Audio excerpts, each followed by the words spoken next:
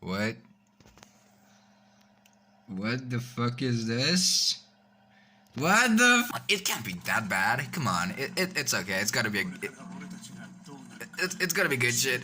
Come on, it can't be bad. This is 7 deadly sins we're talking about. It cannot be terrible. It's good even without the subtitles. Come on, we can get through this. Wait. Come on, it's gotta be good. It's gotta be good shit. Oh, what? Oh, that's just a bit of milky milk. It's okay. Oh, now here comes the ghost. Why are they filled to the brim with fucking cum? And why are they filled to the brim with cum? That's cum. Oh, that song doesn't. That song is kind of bad. Cum fountains. It's cum. 7 Deadly Sins Season 3 is fucking amazing. From the first 5 episodes, we've got an animation that will make Madhouse blush and go wet. We got pacing that makes Haikyuu and Kakigurui look like babies. And we have the strong, resistant, powerful 7 Deadly Sins spirit. Except we don't, what the fuck? Let me be real for a second. I know the anime industry is a weird, industry. And the smallest things can fuck up a series, like firing an animator or some shit like that, But even then, after the 2017 movie underperformed, Aniplex kinda jumped ship on producing 7 Deadly Sins. The movie made a whoppingly surprising 549 million yen, or somewhere around that number, or about $4.9 million.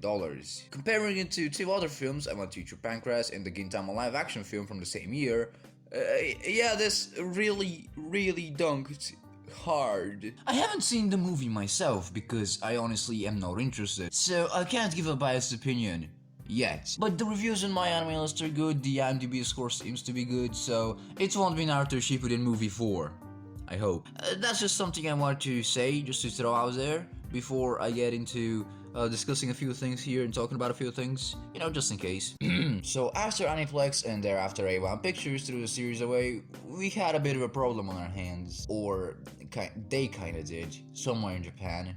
I don't know, don't ask me. They now had to find an entirely new studio to handle Season 3 in less than a year, which is fucking nuts! Pre-producing anime before the airing date is kind of a big deal. Naruto, among other shows, looks like trash every episode because it's animated on a weekly basis. Obviously, you can't animate this number of episodes before it starts airing, so the quality drops after like episode 4, and whatever happens from there, happens. It's all planning, begging, crying, and depression from there, and maybe a few joyous tears, who knows. Now let's look at Fate for a second. This is what I think the case is.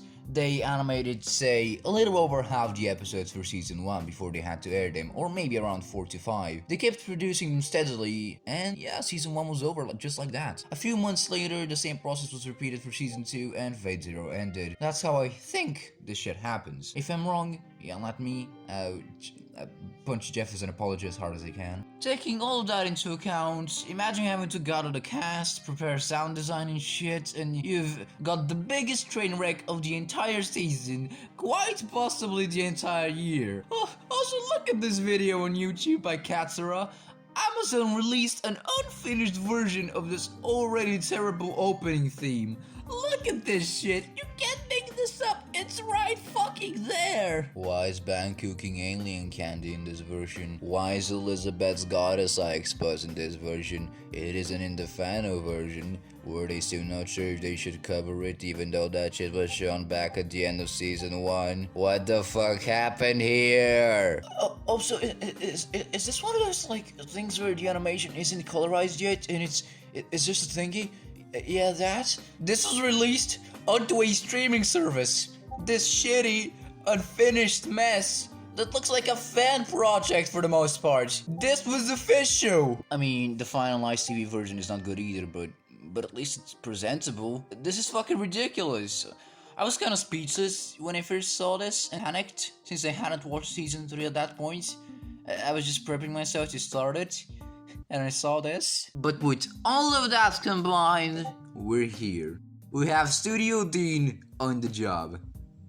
Except we don't. In 2018, there was this show called the Ito Junji Collection, one of the worst shows ever made that completely destroyed its source material, which was a masterpiece of horror. Now, if you look it up on my anime list, you see that it's done by Studio Dean, but if you look on AniList, look, it's Marvy Jack. Marvy Jack is a really tiny studio from what I hear, and Dean apparently outsourced the entire production to them. Though I kinda don't believe that, because the most recent episodes have looked kind of watchable, especially episode 4. That actually felt like it's what I came here to watch. It felt good. I want you to come real close. Yeah, just like that. Listen to me. We're fucked! For once, even though I hate to admit it and to say I absolutely despise something, every part of this production that the internet is aware of goes against the show completely.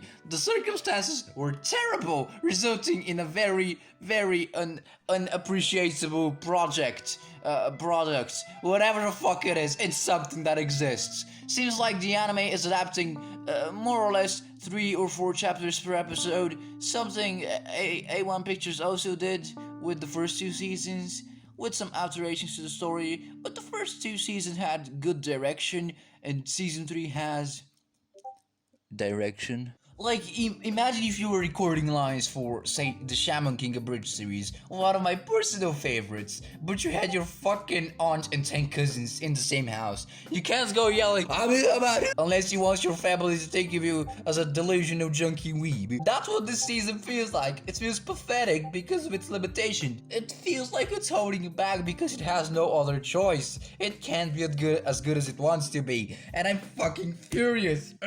The animation was ridiculous, stiff and painful to watch. The voice acting ends up feeling shallow with these very limited facial expressions, body movements that would be used to, for example, give personality to a character, are just not there. And worst of all, they're adapting the biggest fucking arcs of the manga right now. I've honestly already lost all hope in this project. You know it's bad when even Overworld produces something beyond mediocre as a theme song. I mean, if you had to say anything was good, it would probably be the ending theme. It's honestly nothing special visually, but the song is a jam and it can relieve a lot of stress after a botched up episode of a really good manga. Even though this turned into an analysis of the new season's production background rather than a first impressions video, that sadly was my first impression of the season. Sometimes the story behind something's creation is significantly more interesting than that thing itself. And that's one of those cases. That's just it. There's nothing of note I can comment on or say that can persuade you to watch this, unless you're a really big fan of the series. It's nothing you really want to experience week to week, considering the quality of the adaptation. They pulled a One Punch Man, and it hurts a lot.